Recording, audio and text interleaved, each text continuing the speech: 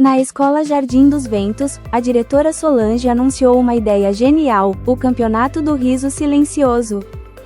Quem conseguir fazer os outros rirem, sem falar uma palavra, ganha. As regras eram simples: não pode falar, não pode tocar, e se alguém rir, ponto para quem fez a careta. Caio foi o primeiro a se apresentar, imitando uma girafa com lápis no nariz. Todos riram, exceto Sofia, que era difícil de fazer rir. A turma tentou de tudo para fazer Sofia rir. Lívia, Mateus e o time do João tentaram, mas nada funcionou. Sofia parecia uma estátua de pedra.